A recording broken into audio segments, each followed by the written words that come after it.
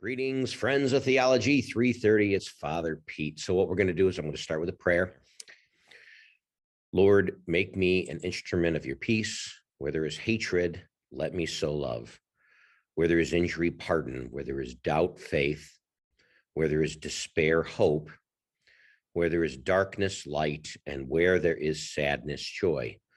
O divine Master, grant that I may not so much seek to be consoled as to console, to be understood is to understand, to be loved is to love, for it is in giving that we receive. It is in pardoning that we are pardoned. It is in dying that we are born to eternal life. Amen. So yes, last week's session was a little bit difficult. There is a great apprehension about folks going to visit a cemetery. I get that. I understand that. For those students who wrote to me, I gave a parallel assignment to go into the Carlson Funeral Home website and to access obituaries where they could learn about the stories. What I did want to do is I did want to reference email that I just sent all of you. Let me see if I can share the screen. Let me see if I can access this email for you. Essentially, I want to read this just for you, just so that you see what we've done. For some, this assignment may seem unnecessary. A couple students referenced this assignment as creepy. The general theme for the negative attitude among a few students that was visiting the cemetery might show disrespect for the dead. A couple students did not feel comfortable visiting the dead, which is part of what Kubler-Ross discusses in her work. The personalization of death has been removed from the homes and states.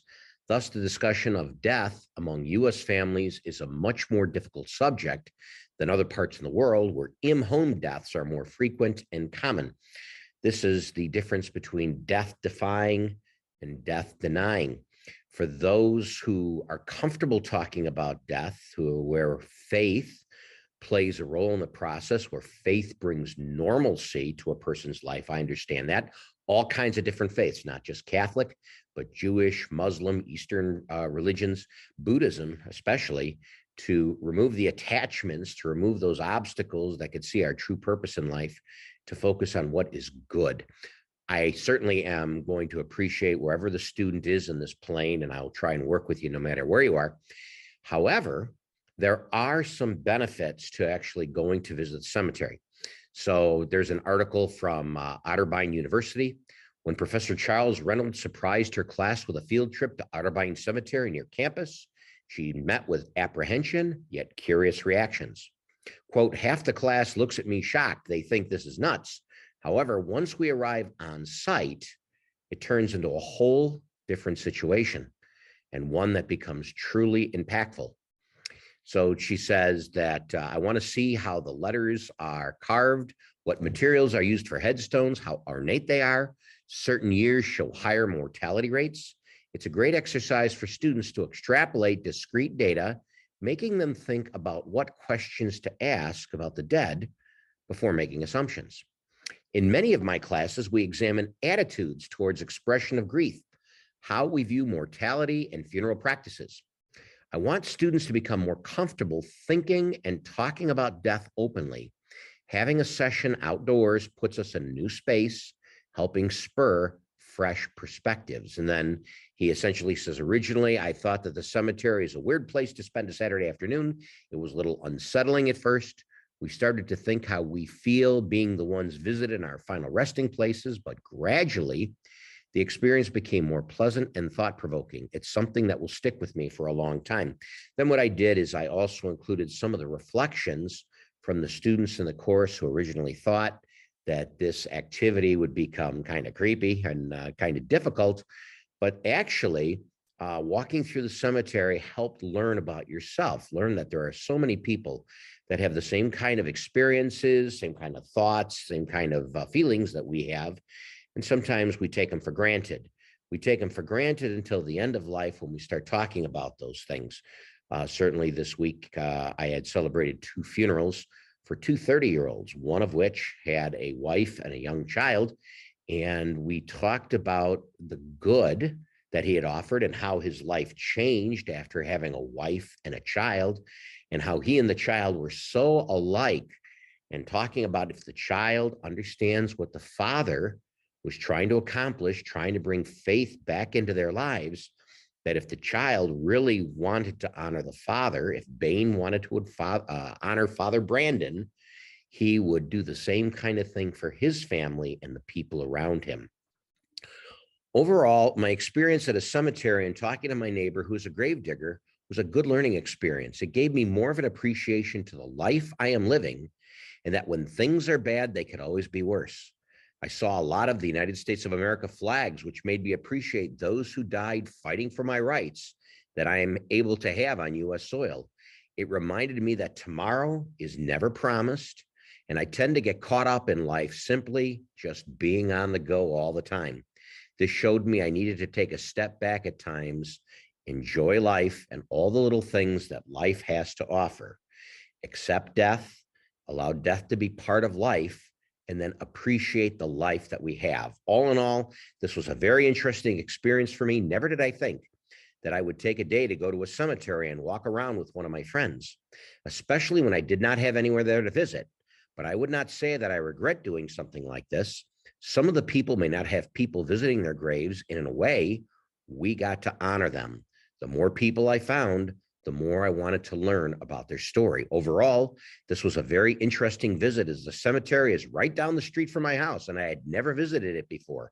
Unfortunately, I have been to quite a few cemeteries in my lifetime, but I've never studied them as I did this one. It is interesting and, of course, sad to look at cemeteries on a deeper and more personal level and to realize that there once was a living, breathing person under each headstone you pass. So for the students who really understood what we were trying to do in this activity, that each person has a life, that maybe it gives us a chance to appreciate that life that others may disregard, to understand that there are stories. I provided a couple of videos concerning the lives of those individuals who are at the cemeteries on which we focused in the city of Joliet.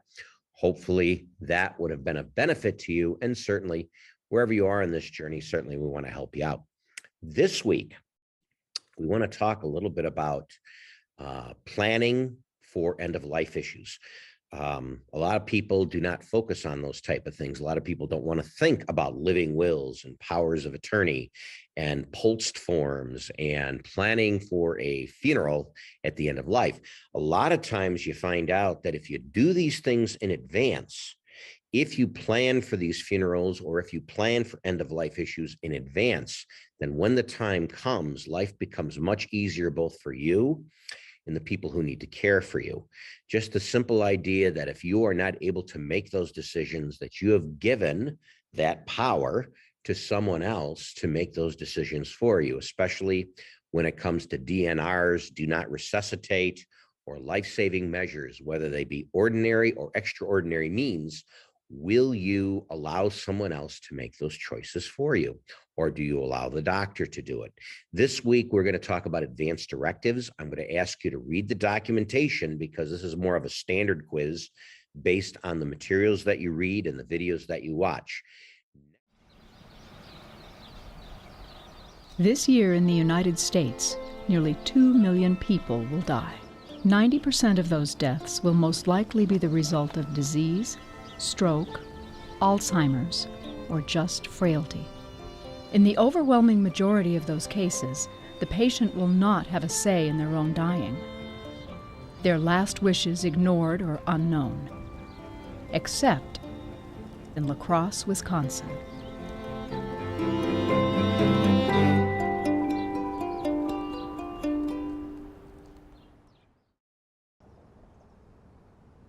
This program was made possible by the David and Laura Lovell Foundation in support of Arizona Public Media's efforts to educate people on the spectrum of life options, and by the Marshall Foundation, supporting charitable organizations in Tucson and Pima County, Arizona, and by contributions to your PBS station from viewers like you.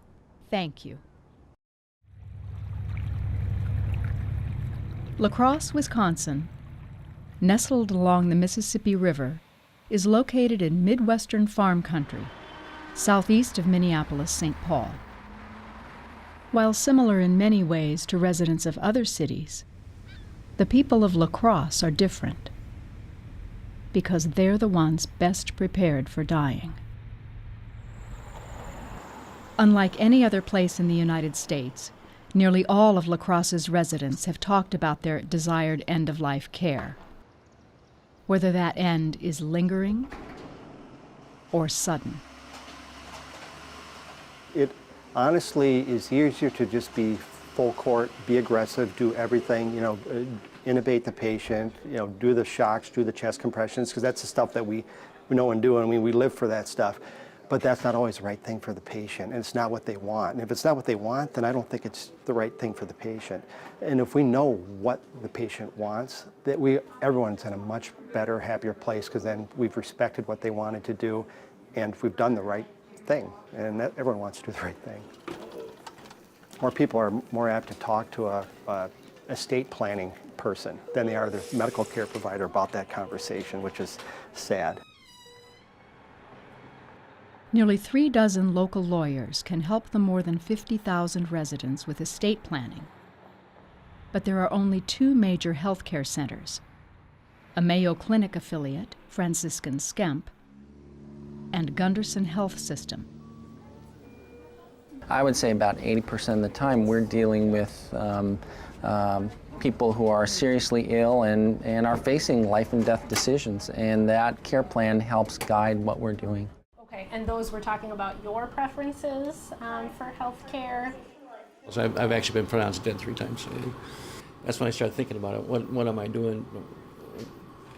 And when they brought up the advanced care directives, it was a good idea. I thought it was a good idea. I don't know if it changes how I feel about treating the patient. What it really does is I think it makes me more comfortable to have the conversation with the patient and the family. I mean, we've got kind of a starting point. Maybe I wouldn't have been comfortable bringing that up 30 years ago, but because we have that starting point, I think it makes it much more likely that we'll be able to talk about it and have a very reasonable conversation with the patient and the family. Nowhere in our country have so many of these conversations occurred as they have in La Crosse. Here, 96% of the locals have completed legally binding advanced directives for end-of-life care, compared to 30% nationally. What I think we got right compared to many other places in the United States is a realization is that the process of planning, that conversation, that it would include the individual, those who are close to them, typically what we call our family, as well as the people who provide the health care. That conversation is really crucial. If we shortchange the conversation and the quality of the conversation, then what we put down on paper maybe isn't meaningless, but it's not going to be as helpful as it needs to be. More than 30 years ago, when he was developing a curriculum for doctors in training, Bud Hammis pioneered the effort to begin these conversations. In that experience in working with these young doctors, I really saw the frequency in which we were facing kind of terrible decisions about someone's life. And they were terrible simply because we didn't know what that person wanted. I was asked to talk with 3 separate families in about a 2-month period. And each of these families was facing a similar decision. What most struck me is the moral distress of these family members, not just in that moment, which was, almost palpable. You could feel the anxiety and distress that they were experiencing. But there was this realization that they would never get over this question. They would never resolve the moral uncertainty for the rest of their lives. That excruciating experience with the families led to the development of a program called Respecting Choices. Respecting Choices is a systematic approach to improve planning for future health care with patients and their families. So it's an effort by the health organizations here in La Crosse to engage our patients as well as the community to think about how care should be delivered for each individual patient. Some of the best research documenting the success of this program actually has come in Australia. We've taken it to Singapore, where when we showed up, we were told by a number of different health professionals that it couldn't work there because they were Asian and they don't talk about death and end of life. But then we found them able to have these conversations and them able to engage patients and their families in these conversations. If you and I go to a bedside of a patient who's had a stroke or some serious medical event, and we don't know what the patient wants, and we have one child or a spouse or someone saying, please do this, and another child or parent or someone saying, please do that, that's very stressful for the staff. It's very hard on our staff. So for us, it's a way to not only take care of the patients, but take care of our staff, and frankly, take care of the community. Because if you have these broad discussions out in the community, it becomes clearer to the community that the healthcare organization is there to improve the health and well-being of the community, not just be a business getting revenue from sick people that show up at their doors. We're going to Winona, Minnesota to meet a gentleman and his wife to do a next steps conversation. It's much better if it's at their patient's home. They feel much more comfortable. A lot of times there's lots of tears for family and the facilitator. The talks can take place at work, at the doctor's office, or in the living room. The ultimate goal is to have in place legal documents that communicate what the patient's wishes are when they are unable to speak for themselves. Issues include, do you want CPR? What level of pain are you willing to tolerate? Would you want a tube down your throat to breathe? When is enough enough? And, just as importantly, these conversations lead to choosing a person to make those decisions for you when you are unable to decide for yourself. Well, we have a basic power of attorney for healthcare document that talks about who their agents would be if they weren't able to make their own decisions. And the biggest thing about choosing an agent is you need to have someone who will honor your wishes. Frequently, patients make decisions based on what their family thinks they should do or wants them to do. And this helps open up that conversation between patient and family members just so they can honor the patient's wishes and really make decisions based on what the patient wants. So in your own words, Tom, tell us your understanding of your health condition. I have advanced prostate cancer. That was what I was diagnosed with in March of 2011. It has since metastasized to my bones. So what symptoms are you seeing that he's having too? Well, you know, a disease like this changes you. I mean, your focus is kind of realigned, and sometimes that's a good thing, and then sometimes it's not so good. So if your condition did get worse, if the cancer did advance or did go somewhere else, then what would you hope for? I would hope to meet it with as much honor and as much peace as I can, as much bravery as I can. Kind of based on your conversations, would you want her to strictly follow what you've written down, or based on what's going on, kind of make the best decision for you? Well, I'd like him to follow as close as possible, but again, this is one of those things that you fill out when you're feeling really good, and you think, well, I should probably have this in place. And so the circumstances around a person failing, their body failing, they're always a little bit different. And so, and they're there on the scene, and I might be sleeping or out of it. And so I would want them to think of all those possibilities and make a decision that is sort of in line with what they see from the advanced directive. Even with the extremely high participation rate, some have not finalized their plans.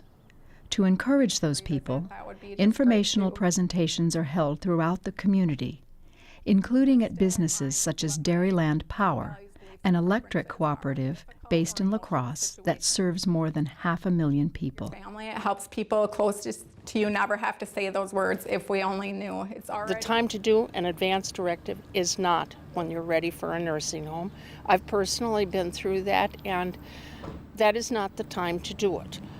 The time to do it is when you're young and you fully understand what it is that you're doing. You may wonder, like, well, where did advanced care planning come from? Why did we think this is important? Why has all this work and effort occurred in La Crosse and all this attention that we're getting?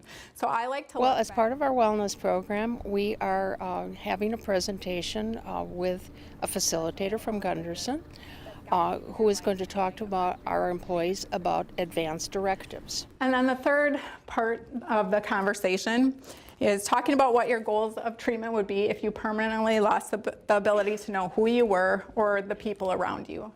It's not strictly wellness, but it also fits in with health and well-being, with mental well-being, and it can help employees and their families. And this is a service that we should offer to our patients. So whether you go to Gunderson or Mayo, this is a service that you can access.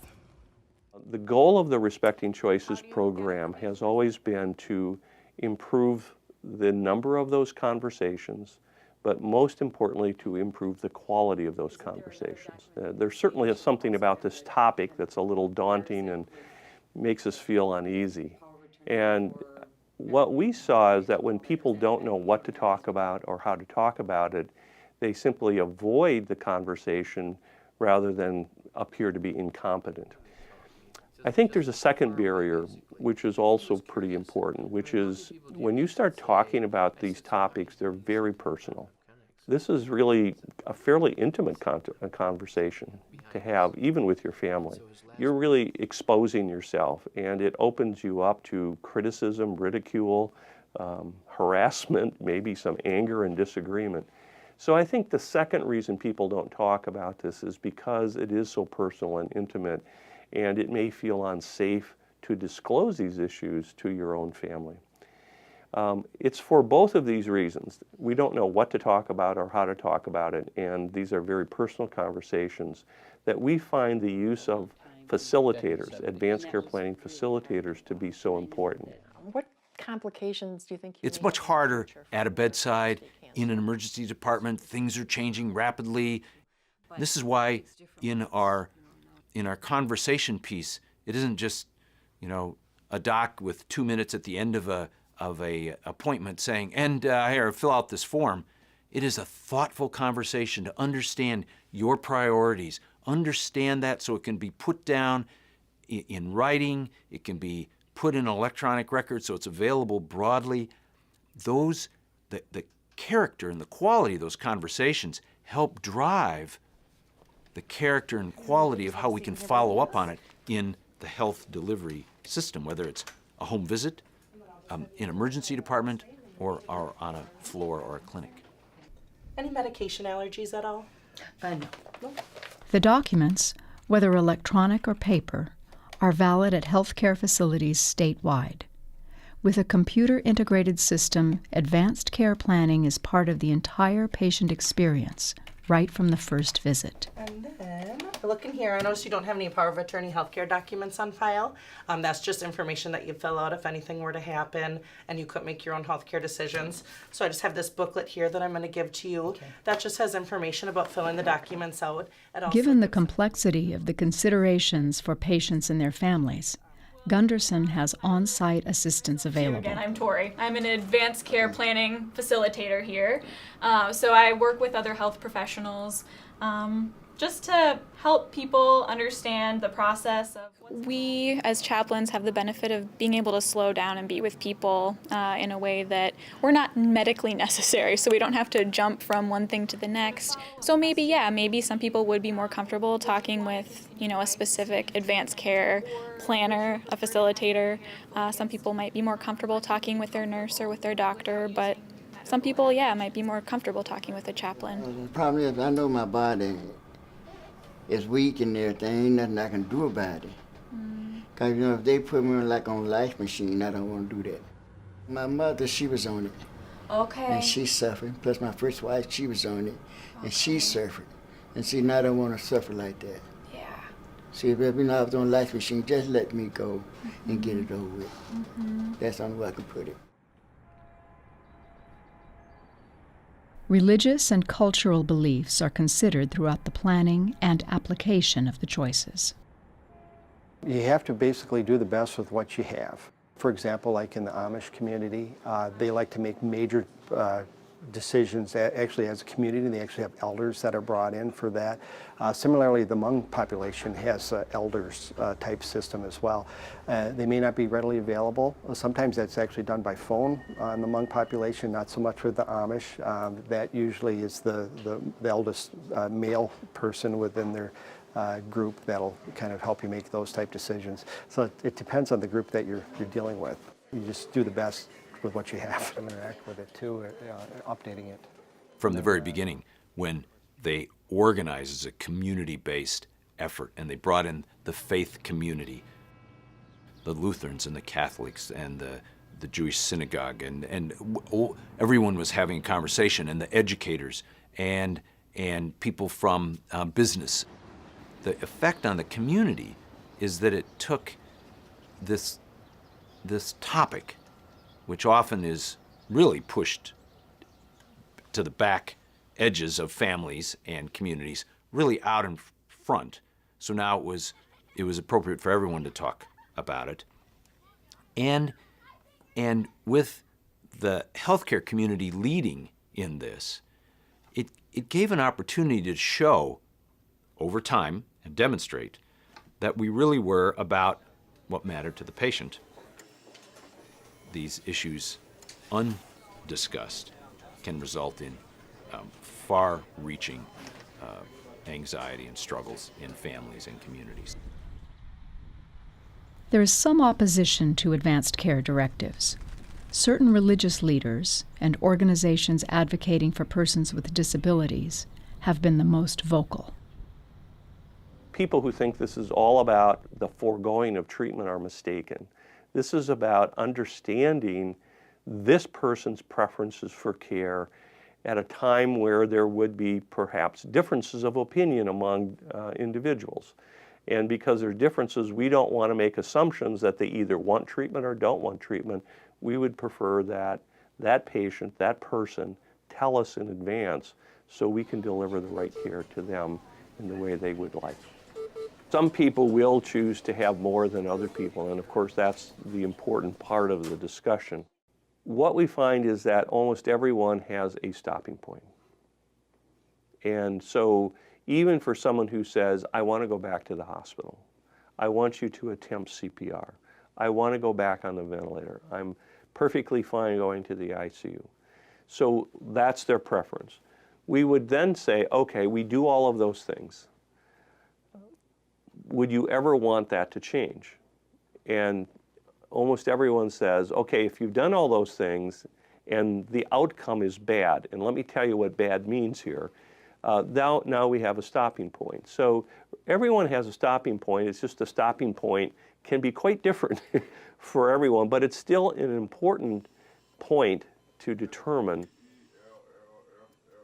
The median age of death is no different in La Crosse County than it is in any of the other 71 counties of Wisconsin where this prevalence of planning is not so high.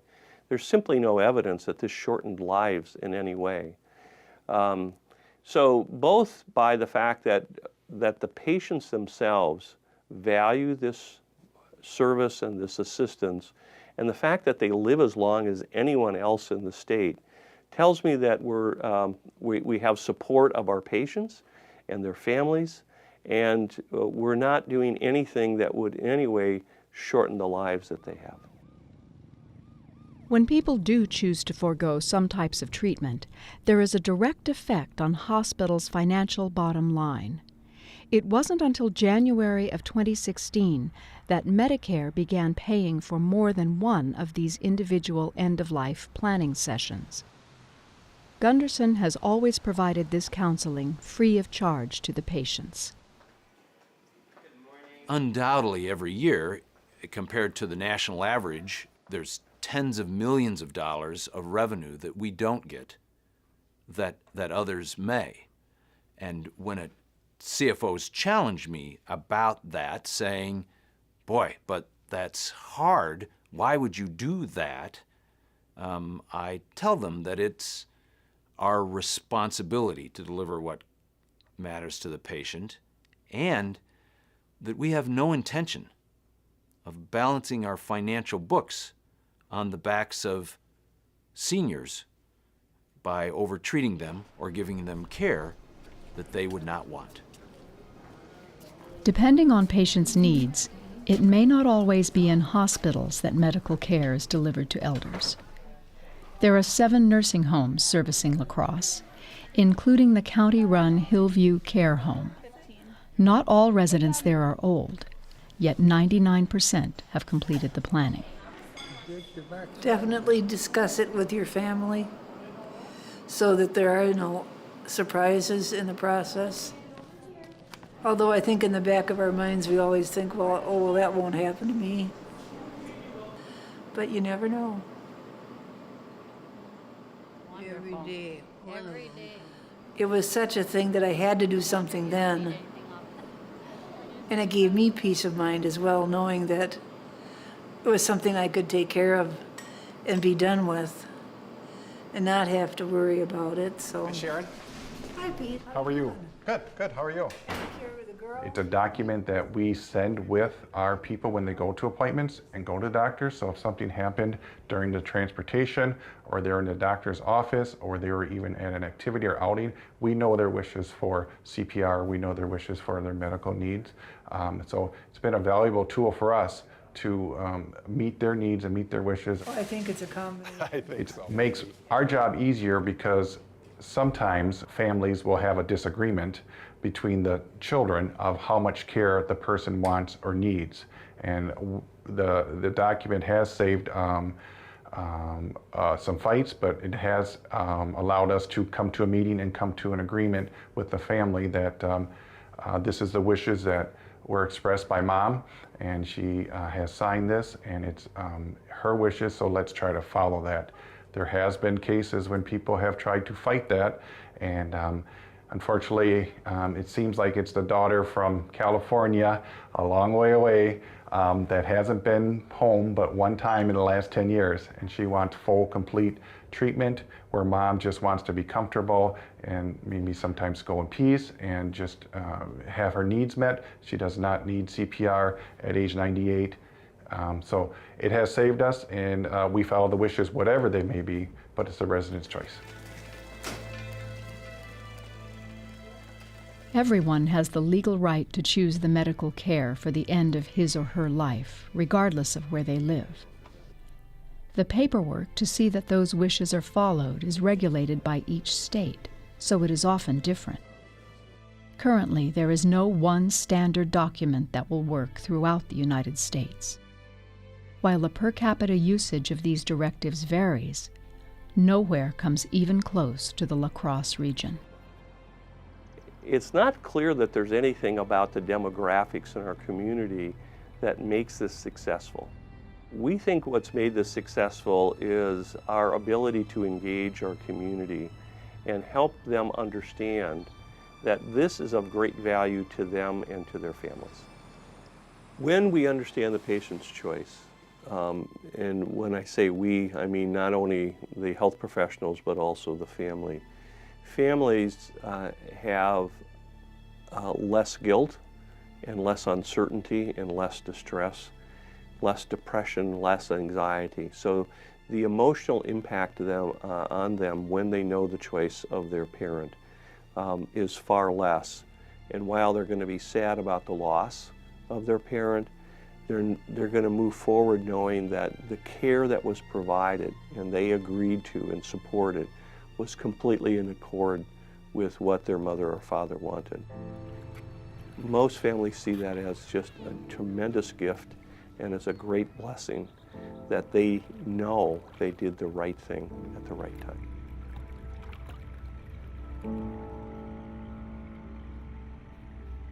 As we have gone through a great amount of material right now, we realize that when we address these issues early on in the process, when the actual time comes for a person's final stages of life, We don't have to think about the planning and some of these directives while we are still grieving. We can have those things addressed in advance so that we can take time to spend with the one we love and allow that person to grieve with us properly, allow that story to be said so the nuts and bolts can be addressed in an early stage, and we can spend more quality time with the one we love. So let's go through some of these slides for advanced health directives, and then let's go through some of the questions on the quiz.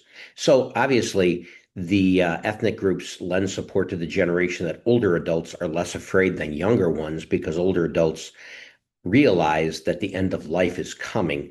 All of us have to realize that the end is coming for all of us in a short time. So embrace and enjoy every day that we have it. Normally, prior to 1960, deaths usually occurred within the home, but with the coming of funeral homes and hospice centers, a lot of this has been taken out of the homes and has been brought into professional facilities.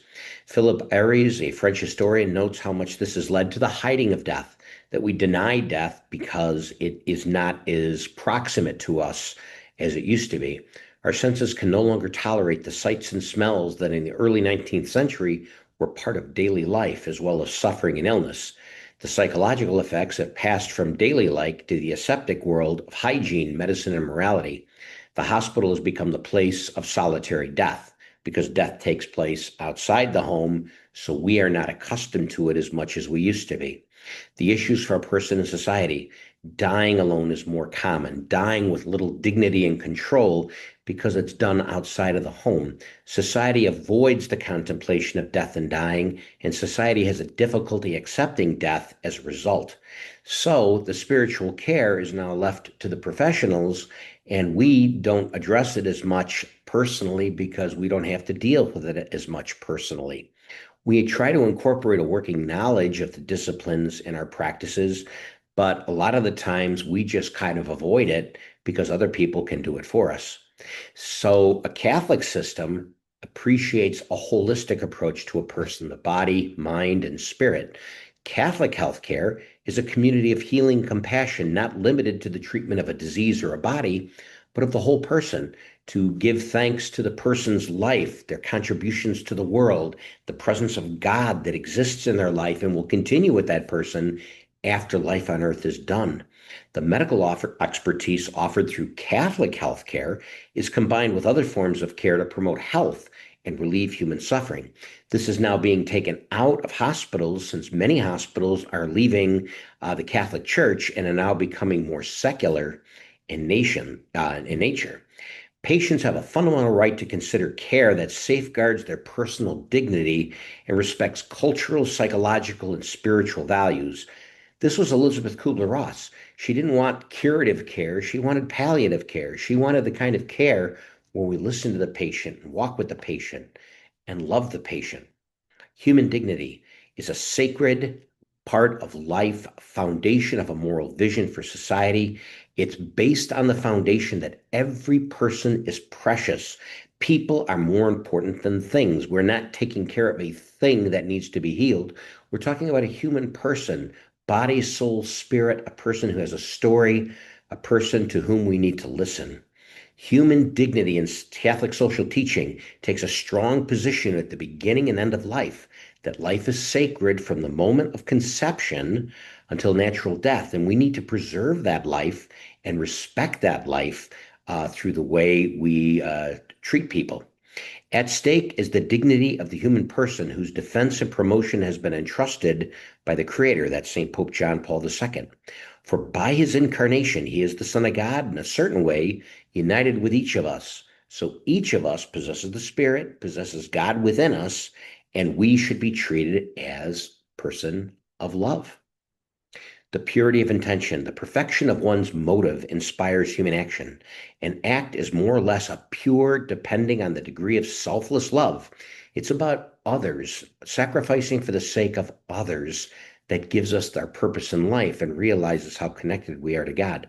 So the Illinois Practitioner Order for Life-Sustaining Treatment, or the POLST form, is a medical order that emergency personnel and other healthcare providers generally follow concerning treatment, So for instance, whether we want to be fed by artificial nutrition or hydration, every person has a right to eat, has a right to be fed. It can replace eating and drinking by giving a balanced mix of nutrients and fluids through a tube, which every person has a right. This is called ordinary means. This is a right that every person has. Cardiopulmonary resuscitation, CPR, to restore heart. Now, you can do a DNR, do not resuscitate if your body stops beating, but we have an option of continuing to live in this particular way if we so choose. The DNR is a medical order that states that we do not want to be resuscitated if our body stops functioning. Curative care, to do everything possible to keep the person alive. Palliative care is talking about relieving pain and relieving stress of a person, maybe through morphine or whatever it may be, to make the person feel comfortable in the end stages of life.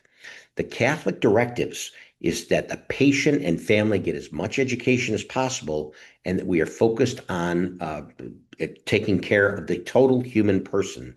So in the Catholic sense, if we have an ordinary means to feed the person and such, that is required by us in the Catholic setting to take care of the person.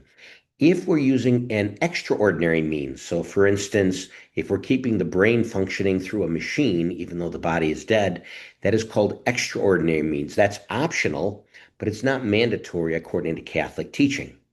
Hospice care is a program to provide care for terminally ill patients who are in the later stages of life.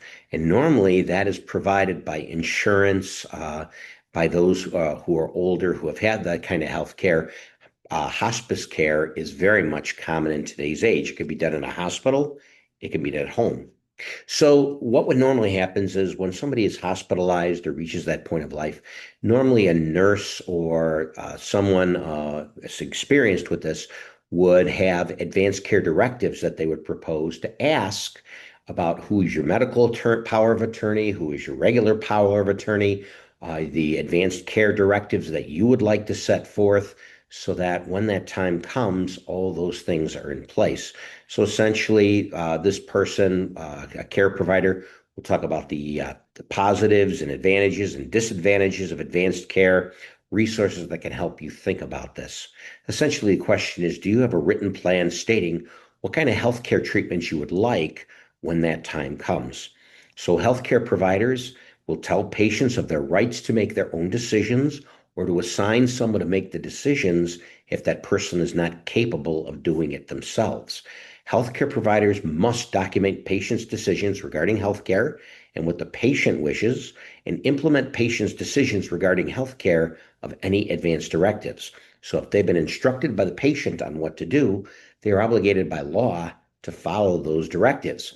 If someone has been assigned to do that by the patient, then that person speaks for the patient in those kind of situations. Catholic health providers must never discriminate against patients, whether they have advanced directives. They must educate staff on advanced directives as well. Human rights are a basic fundamental right that belongs to every single person. Civil rights are protections given to U.S. student citizens concerning constitutional, federal, state, and local law.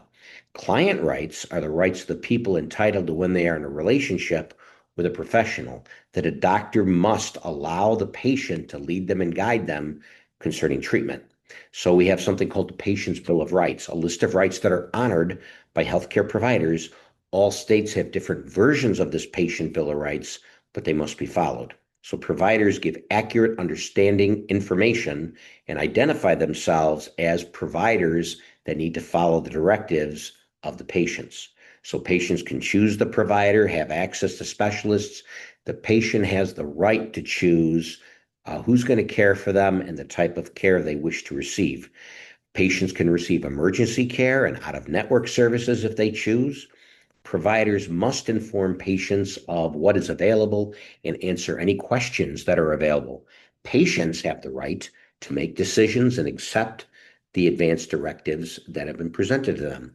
Providers must be considerate, treat the person with dignity, never discriminate, or never abuse. They must keep the information confidential. That's called the HIPAA laws. and not disclose without permission what they have discussed with the patients. Patients can review their records, obtain a copy of their records. They can complain about what's being done. They have every right to do so. Providers must respond objectively and promptly to whatever complaints or concerns that are listed, and inform of the grievance process if something bad is happening. The patients have rights and responsibilities to give complete and truthful information to physicians and ask for information about health care. They must inform the physicians of advanced directives, following the physician's instructions, and respecting healthcare workers. So it works both ways. The patient must respect the healthcare workers, and the healthcare workers must respect the patient. Concerning DNR, we have the video that we had just shown. Hello, Mr. Robinson. I'm Dr. Von Gunton. Is this still a good time for us to chat? It sure is. I'm kind of stuck here in bed. I got a lot of time on my hands. Yeah, I understand. Like, now that things have settled down, that you've been in the hospital, I wanted a chance to chat with you about your care and particularly plans for the future. It would help me to understand what you know about your current condition from what the doctors have told you. Well, you know, the doctors, you know, they say things like, you know, your illness is going to significantly shorten your life, and so I think that's like a code for the wheels are going to come off here before too much longer. Not funny, but yeah, you know, I'm in some serious trouble. Yeah. Physically. So. Yeah. And I think it's funny that you notice the kind of jargon that doctors tend to use when they talk about these kinds of things. Mm-hmm. Yeah, I don't want to badmouth them. It's just, you know, sometimes they're not always as direct as, you know, you wish they'd be. But so. Yeah. Is that something you like? Do you like being direct? Well, yeah, I like things kind of straight up. Short of brutal, though. Yeah, of course. Yeah, really. Well, so you said you got the message that they think the wheels are going to come off. Yeah. Tell me more about what that means for you, what you understand. Well, you know, my illness is terminal, and you know, I can feel I mean, I know it. I can feel the change in my body. I mean, you know, it's just harder and harder to do things. I have no energy. It's just real difficult. I mean, to do normal things, walk, get out of bed. You know, it's all quite difficult at this point. Well, that jives with what they've told me, that the heart failure is getting worse, and that it's getting worse despite everything they've tried. Yeah. Oh yeah. Oh boy. We've yeah, really. Yeah. I've funded a lot of physicians' trips to Mallorca. I mean, a lot. Yeah. I've seen it. Oh yeah. So what are you expecting?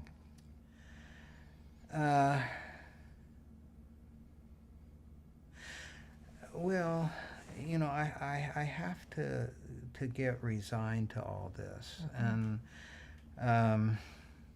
you know, I think I'm doing okay. I don't have regrets about the life I've had. I really don't. And it's you know, it's hard to talk about these things to the people around me, you know, because everybody's coaching me, and there's, you know, we'll get some medicine or there'll be some procedure, but things are just winding down. It's inexorable, you know. It's just a steady downward slide. So I guess thinking about it, I kind of even forgot what you asked me. You know. Well, so again, that jives with what I understand from your doctors, that this is getting worse. And so I think it makes sense to be thinking about how you want this next part of your life to be, including the time when you die. What are you hoping for? What would the best be, knowing what you know about your illness? Yeah.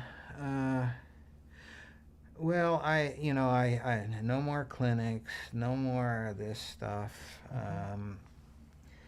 I want to. I have a nice home. It's not a palace. I want to go home. I'd like to die at home.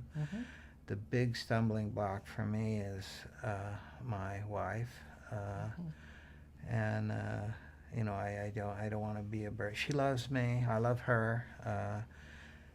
We don't have a perfect relationship, but I don't want to be a burden to her, and I don't want to suck the life out of my children either. I mean, they have young kids. So I just want to go home and ride off into the sunset, I mean, and I prefer, I prefer not to unduly suffer. I'm not thinking it's going to be a picnic, but, I'd like to have minimal discomfort, I guess. I mean, that's pretty much what I'm thinking. And many people with with heart failure like yours, thinking about how they want their end of their life to be, also think about dying. Have you ever thought about how you want that to be? Well, yeah, I've thought about it a lot. Not too many people will talk with me about it. My buddies are all, oh, hey, let's go. I'd like to just go to sleep. I mean, if I could. I mean, and I think I mean, it's not like I'm an expert in last things, but I think that's my hope, that I go to sleep and don't suffer. Maybe it'd be a semi-comatose. I don't know. I mean, so I'm thinking. Well, what I've heard you say is that you know that the heart failure is getting worse, and that despite the best efforts of your doctors, it's going to keep getting worse, and you want to be comfortable, but when the time comes to die, you want that to be as painless and comfortable as possible, and you really want a natural death. I do. So one of the things I think I should do in the medical record today is I should write what we call a do not resuscitate order. And what that means is if you should die here in the hospital, that we would allow natural death to happen, and we wouldn't use heroic measures to try and reverse death. Yeah. That's what you want? Yeah, I've thought about that. I do not want to be a burden. I pull my weight. I've carried my share. I don't want to be in a situation where I'm gorked. I mean, excuse me, that's not, but that's technical language. Yeah, I understand what you mean. Yeah, I mean, it's not like I've spent a lot of time in nursing homes, but I don't want that. I don't really want that, where you're just out of it. That's not fair to anybody. It's maybe not even fair to me. Okay. So I'm hearing, in addition to putting the DNR order in the chart, we should also talk some about how best to care for you, and particularly I'm also hearing that you don't want life-prolonging measures as you get close to dying, that as long as you're comfortable, so you want comfort care when that time comes. Precisely. I mean, yeah, that's it. I mean, I don't want to be thirsty. I don't want to be in pain. But no, I don't want the troops swooping in, sticking stuff in me. I mean. Okay. Well, I will write the order and to make sure that happens. Okay. All right. Thank you. Thanks. This is, I mean, I seem kind of calm, but this has been a difficult conversation. But I appreciate at least getting some of this laid out. Right. Okay. And I want to assure you, we're going to still keep taking the best care of you we know how. This is just planning for the future so that we can do this the way you want. I got great insurance. Yeah. Give me the best. All right. We'll do that. Yeah. All right. Thanks very much. Okay, sure. Yeah.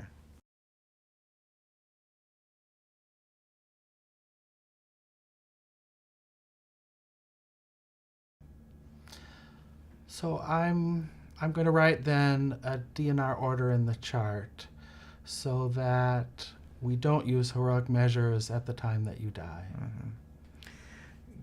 Can you elaborate a little bit? I mean, you know, maybe be a little more specific as to what that means? Or?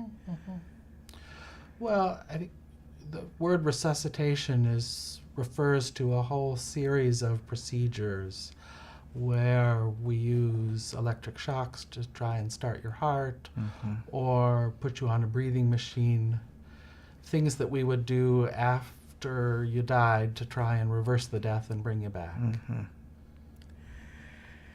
That's not real appealing. But does that make sense? Have you seen that on television? Or well, I'm not much of people? I'm not much of a TV person, but I get it. I mean, I don't want the troops coming in and, you know, doing that. What is it, Code Blue or whatever? That's one of the words for it. Yeah, okay. I mean, you know, again, I don't want to suffer. I want a chance at what time I have, but I don't want, you know, I just don't want to call out the troops, you know. And for me to be clear, we're going to keep doing everything we can to keep you as comfortable and as well as possible. And we're only talking about what we would do when you die. Yeah, okay, yeah. Anything before you die, we're going to try and keep you well. Yeah. But once death happens, we're saying we're not going to try and reverse death. Got it. Yeah, got it. Yeah, that's what I want. DNR terms: Catholic Health Services, cardiopulmonary resuscitation, do not resuscitate, allow natural death. So if these abbreviations are placed on a form, the medical personnel must follow the directives of the patient.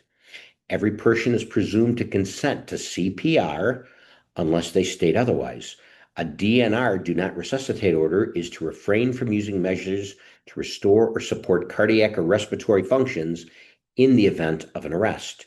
DNRs are compatible with maximal therapeutic care, and they never imply withdrawal from any medical or nursing care. If the heart goes out, then the DNR applies. Otherwise, the doctors must do what they can to take care of the patient. The issue of CPR should be addressed early in the process, before anything bad happens, so the conversation should emphasize and discuss the therapeutic and comfort measures that providers will use in taking care of the patients. Many patients fear abandonment when DNR order is written, so it's important to understand what it means and the questions a patient might have. So they might have specific questions that they want to address with the medical providers. Medical providers are obligated by law to inform the patient correctly and then follow the patient's wishes. Providers should avoid questions such as, do you want us to do everything to keep you alive? Do you want us to start your heart if it stops? Implying that we can in fact restart a patient's heart, which is not necessarily the case. DNR discussion should be part of the overall care process. So that happens at the beginning of the stage where we discuss those questions so that when those questions arise, they've already been addressed. When a patient has a decision-making capacity, a DNR decision will be reached consensually by the patient and the provider. When a patient is incapacitated and a healthcare agent or a DNR decision will be reached consensually if it hasn't been discussed before, or it is being offered by the medical power of attorney that has been assigned by the patient. When the patient is incapacitated and there is no healthcare agent, the provider can initiate the candidate for non-resuscitation based on their own parameters under which they work. The candidate for non-resuscitation has no authorized person who has reasonably been made available decision regarding DNR. So if there is no one that has made the decision, then the doctors have to make that decision on their own. So if it's been determined to a reasonable degree that nothing is going to help, then the doctors have the right to stop. And there are certain conditions which exist, whether resuscitation would continue or will stop unless the patient has stated otherwise.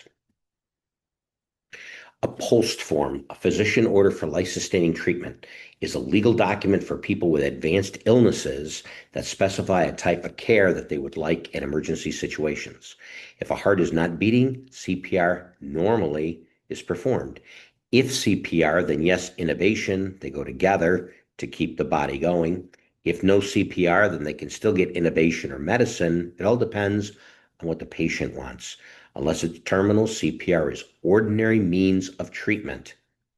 Advanced directives. So the Catholic Church has a set of parameters which we follow concerning advanced directives, legal documents that allow people to state what medical treatments they want or don't want when a time comes that decisions have to be made. Despite our hope for resurrection, facing the reality that we or our loved ones are nearing the end of our lives is difficult for all of us. The Church offers us guidance on dealing with these tough issues, and it is based on hundreds of years of tradition. Applying this teaching in our own lives requires reflection and conversations with family, clergy, and medical providers.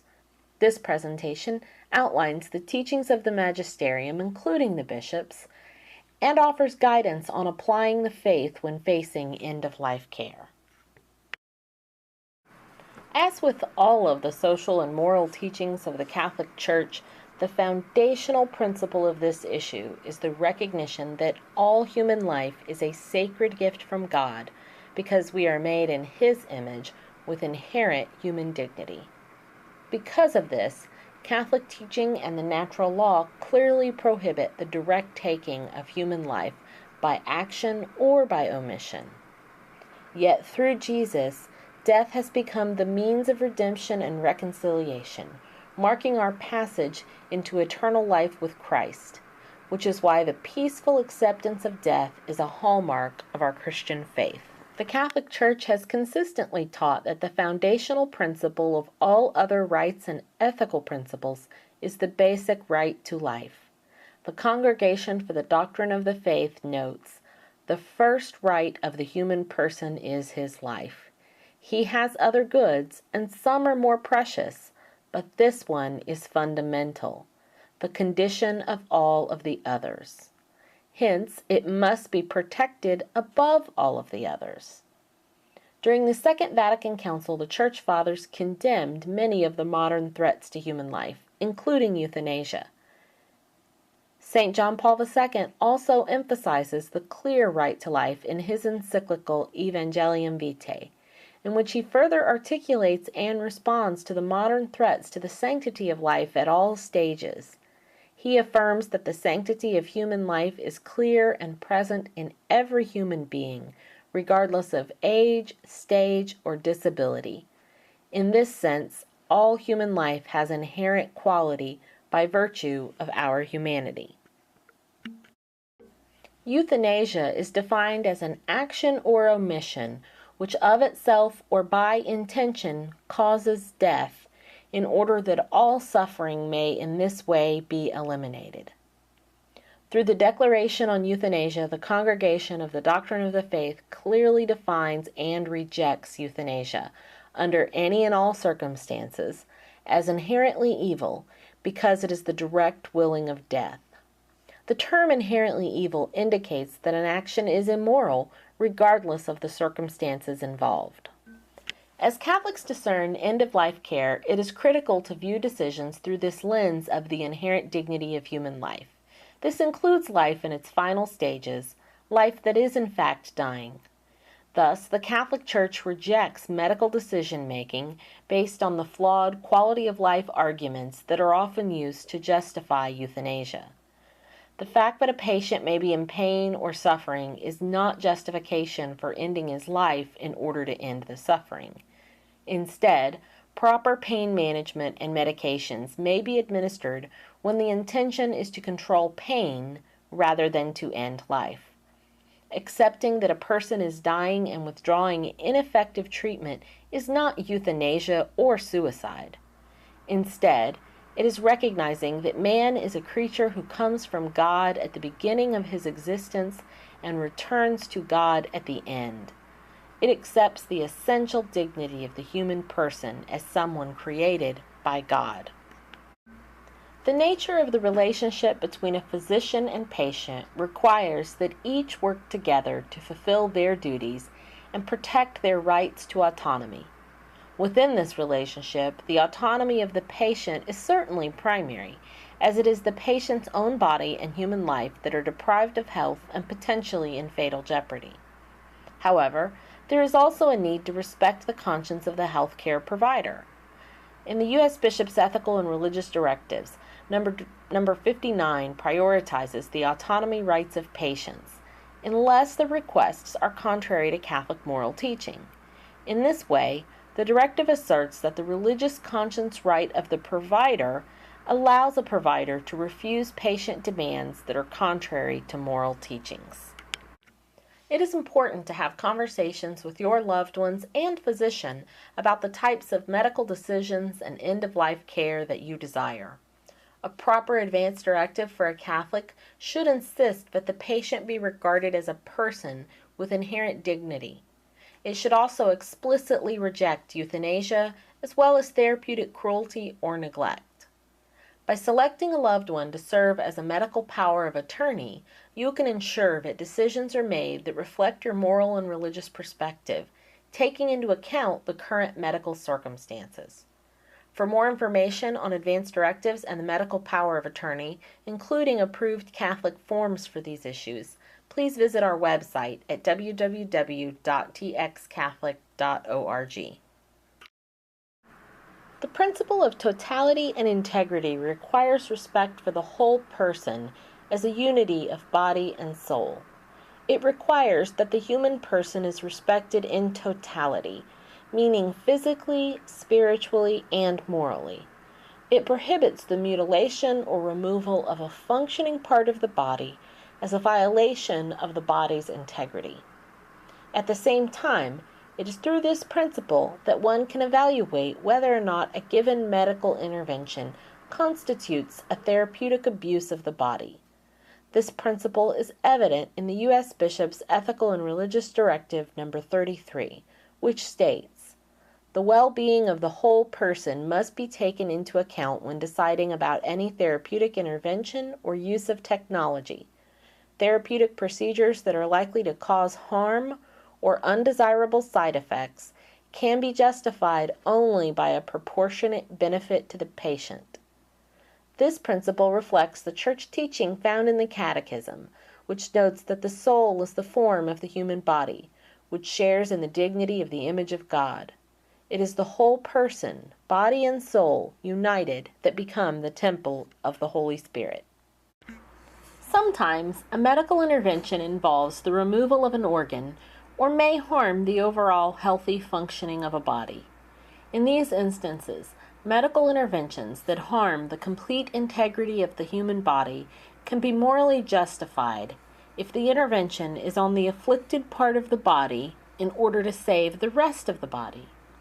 If there is no other means of correcting the condition, and there is a proportionately high chance of success, it does require the patient or surrogate's consent. We use the terms ordinary and extraordinary to distinguish the medical treatments that one is obligated to use in order to preserve his life from those that one can in good conscience reject. Sometimes the term proportionate is used to describe ordinary means, and disproportionate is used to describe extraordinary means, or those that are morally optional. In moral theology, ordinary means are those that are beneficial, useful, and not unreasonably burdensome physically or psychologically to the patient.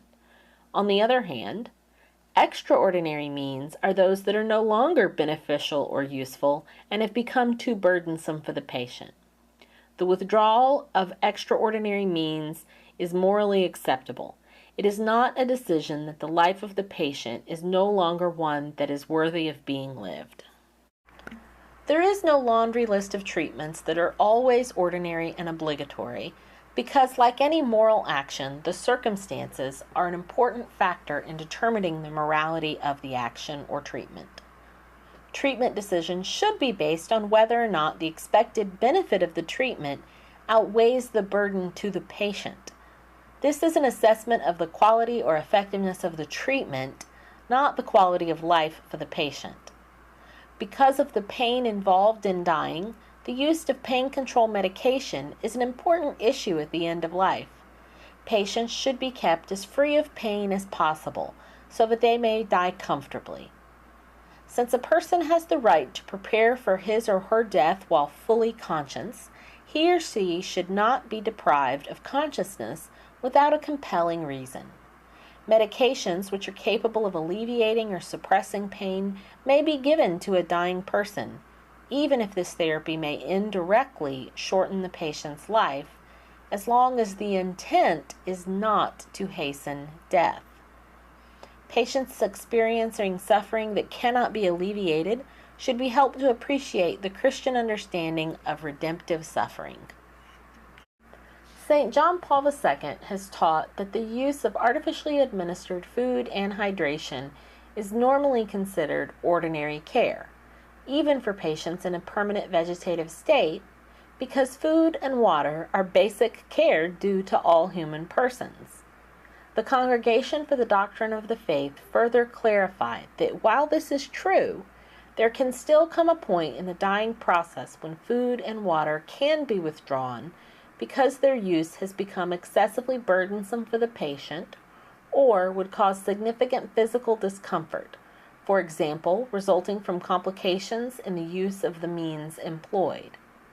For instance, as a patient draws close to inevitable death from an underlying progressive and fatal condition, certain measures to provide nutrition and hydration may cause such serious medical complications that they are therefore no longer obligatory in light of their very limited ability to prolong life or provide comfort.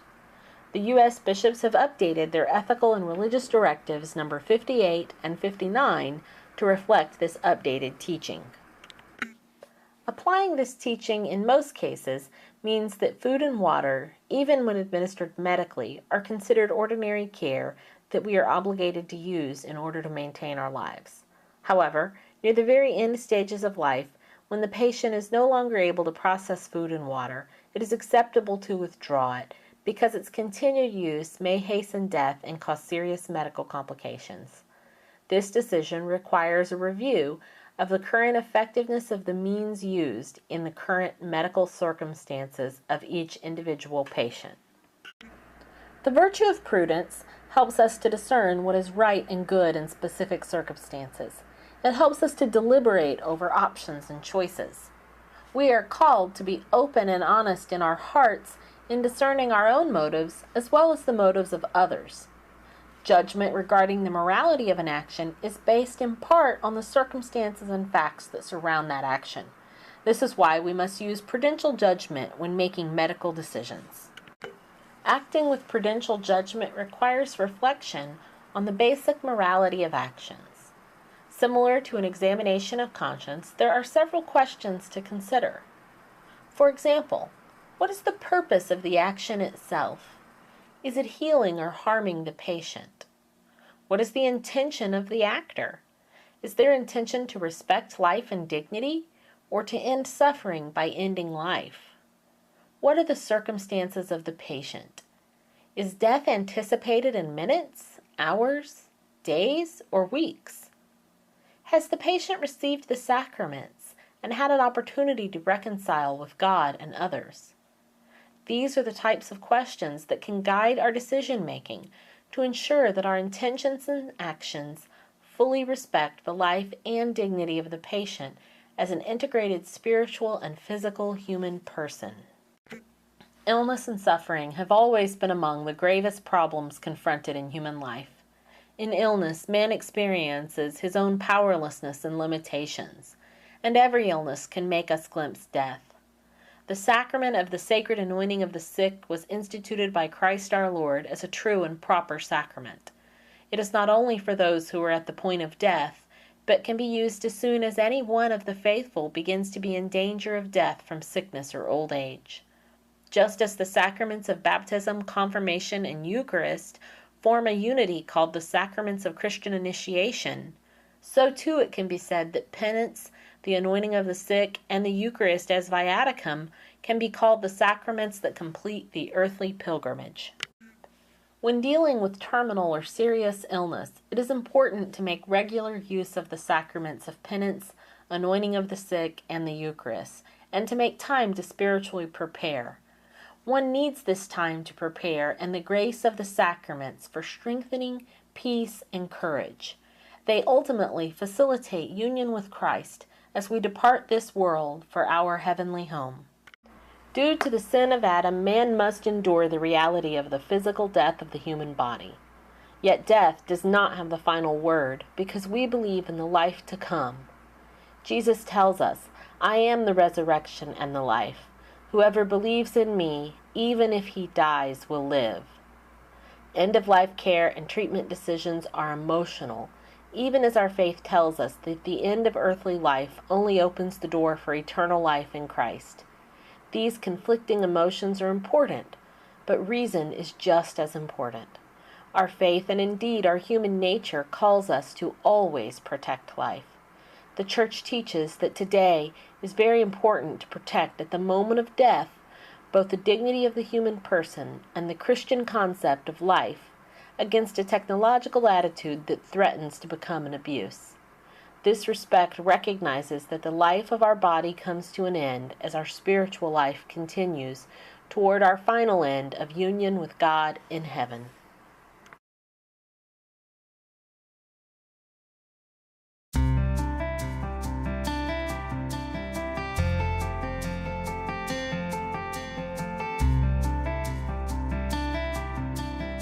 Written instructions that let people know the kind of care you want if you are seriously ill or dying are called advance directives. These are official documents that state your wishes for medical care in an emergency and at the end of life. These include a healthcare power of attorney, a living will, a DNR or do not resuscitate order, and a POST or physician orders for life-sustaining treatment. A durable power of attorney for healthcare is a legal document in which you name someone your healthcare proxy. That is the person who would make healthcare decisions for you in the event that you could not make them for yourself. Durable means it remains in effect even if you become unable to make decisions. A living will records your end-of-life care wishes. It also spells out what life-sustaining treatment you do or do not want if you are in the last stage of a fatal illness or permanently unconscious. You may wish to meet with your healthcare provider to discuss treatment options for a variety of medical situations before preparing a living will. A Do Not Resuscitate or DNR order tells healthcare providers not to perform cardiopulmonary resuscitation, also known as CPR, or other life support procedures if your heart stops or if you stop breathing. A DNR order is signed by a healthcare provider and put in your medical chart. A new alternative to the DNR is on the horizon at some hospitals. Called an AND, or Allow Natural Death Order, it ensures that only comfort measures designed to provide excellent control of pain and other symptoms are taken.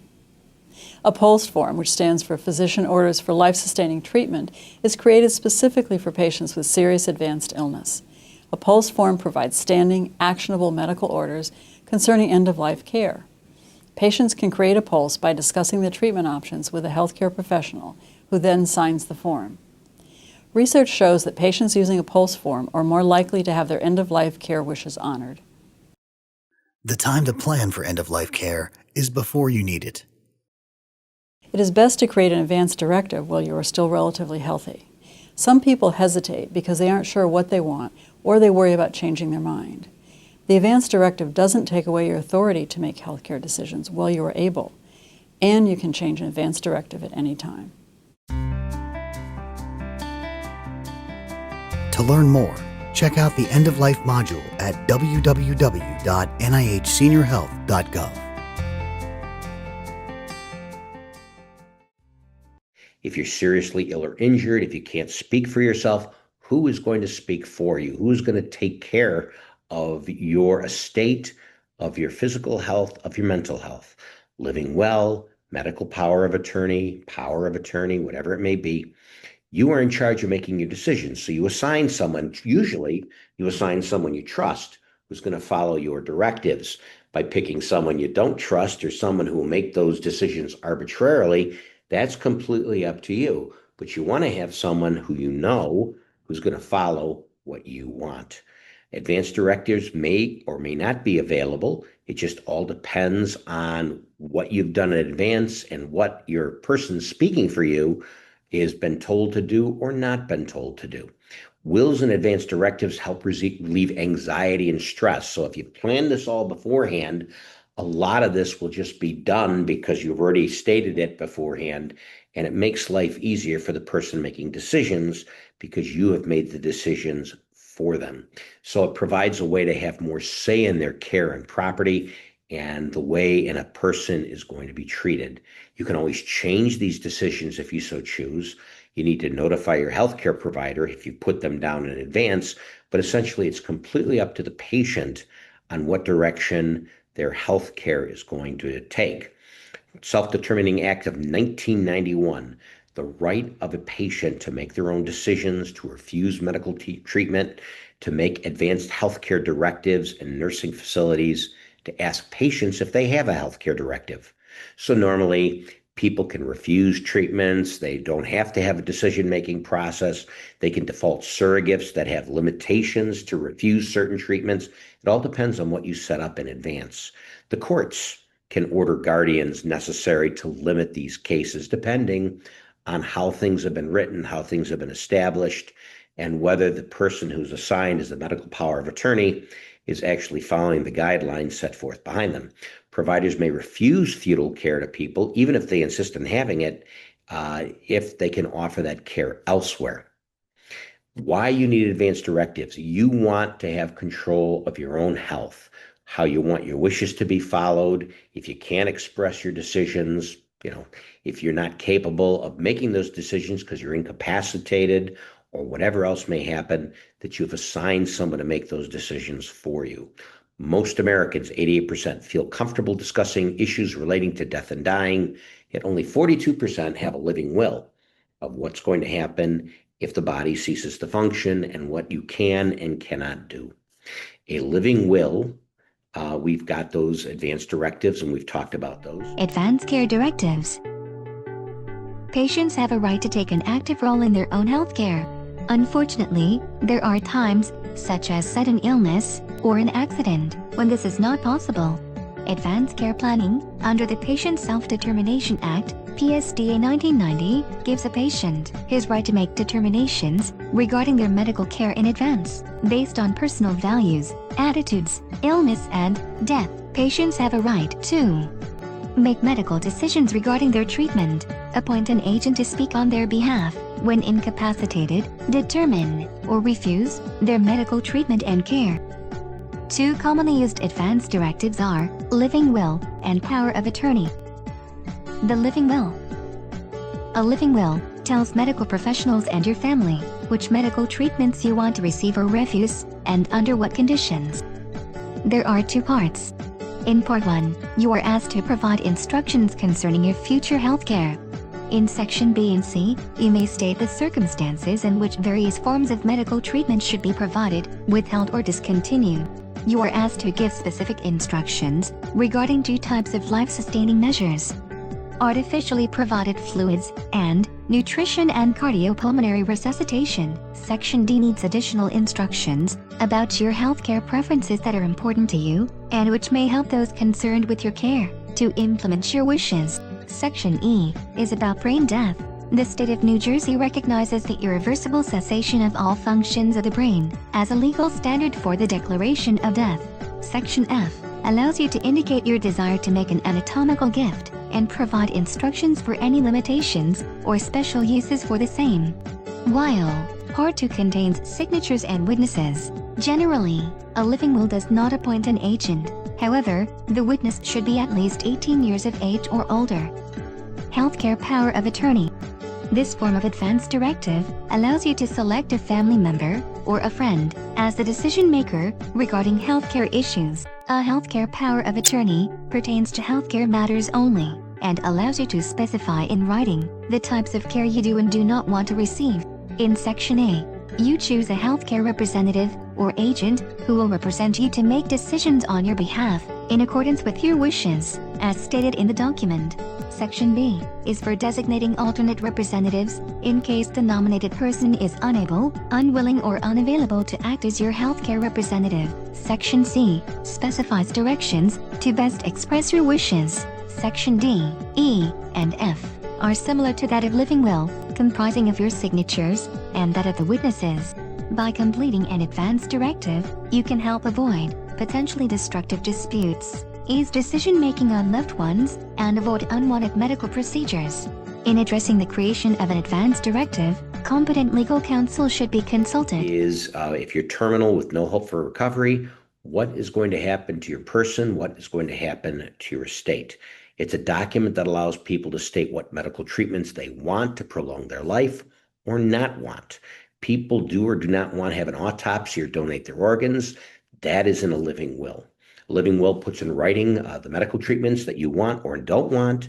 Usually, if you can't communicate them yourself at the time of incapacitation, that's why we have a living will. A physician needs to certify that you're in a terminal condition in order for this to happen. It directs what treatments you should or should not have based on what you've set up beforehand. Life-sustaining treatments that replace and support body functions, ventilators, dialysis, all those can be determined beforehand. Artificial nutrition or hydration, tube feeding is a normal, ordinary means unless you say otherwise. A medical power of attorney is where you allow someone else to speak for you to make decisions regarding your care if you so trust that person. Only if you're not able to make those decisions as a patient does the medical power of attorney kick in. A living will outweighs a power of attorney, especially if you specifically stated what you want done during those end stages of life. So a medical power of attorney is a legal form that speaks for you only if you're not capable of making the decisions yourself. Medical power of attorney is also called a healthcare proxy or agent, healthcare surrogate, durable power of attorney. A general power of attorney takes care of everything. A medical power of attorney takes care of a specific part of your life, namely your health care if you're incapacitated. Usually you have someone that you trust to take care of those things. You might have an alternate person set up, but it's a person you trust and a person who will follow and respect your wishes at the end of life. So you can donate your body to science, you can donate organs to science, or to be donated to someone else, depending on what you want. That's all part of a living will. You can put that on your driver's license if you want. Euthanasia, dying with dignity. Now, the Catholic Church would say that life is sacred from the moment of conception until death. You are not allowed to terminate your life prematurely. However, there are medical documents that do permit you to do that in the civil world. A definition of death is an absence of both cortical and brainstem functions and total unconsciousness. Other conditions might produce the state must be ruled out, the inability to live on their own without use of supportive technology or cardiovascular function. Other conditions would just say a sense that your body would not be able to function anymore.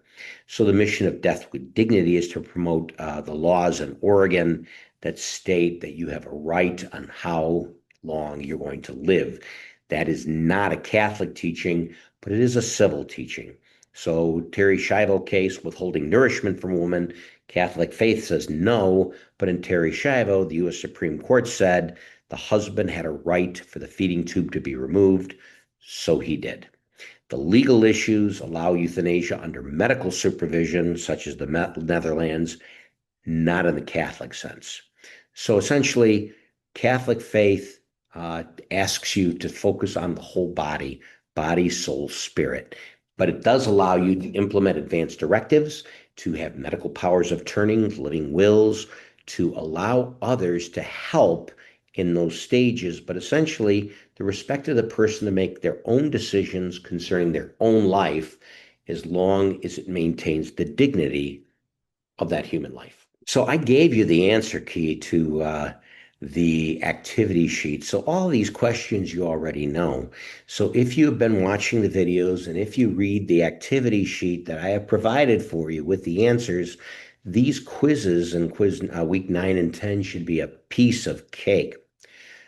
So if you've been reading the activity sheets and the answer keys, and if you watch these videos, sections 9 and 10 should be a piece of cake. So we're not going to go through the answers because you already got them. Study the answers, do the reading material. It's just a matter of copying and pasting. When it gets time to the essays, we've talked about the tale of two patients with Daniel Cunningham. You have all the time in the world to read what Cunningham has to say and how you're going to respond to it. So I don't think that's going to be a problem at all. So please just watch the activity sheets. So please just read the activity sheets, watch the videos. You should be fine when it comes to this particular course. So please just read the activity sheets, read the material that's been provided for you, watch the videos. These two sections should be a piece of cake. Next week, we're going to do a tour of the funeral home. We're going to have a video on that. And then the following week, we're going to have a walk through a Catholic funeral planning. And then you'll be able to do more essay type materials with those. Within the next week or two, I will give you the essays for the final exam, give you a chance to work on them in advance.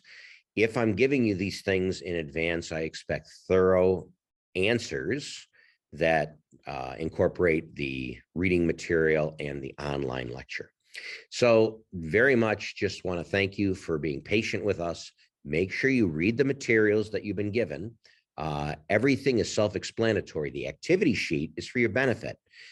Fill out the activity sheet because the quiz questions come directly from there. If you have any questions, contact me. Most happy to help you out. Let's end with the Our Father. Our Father, who art in heaven, hallowed be thy name. Thy kingdom come, thy will be done on earth as it is in heaven. Give us this day our daily bread. Forgive us of our trespasses, as we forgive those who trespass against us. Lead us not into temptation, but deliver us from evil.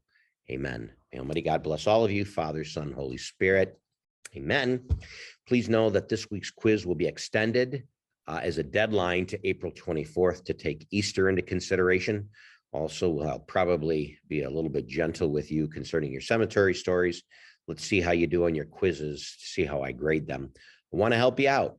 You give me an effort, I will give you an effort back. Very much want to help you. Want to make this as painless an experience as possible. You do your part, I'll do mine. God bless everybody.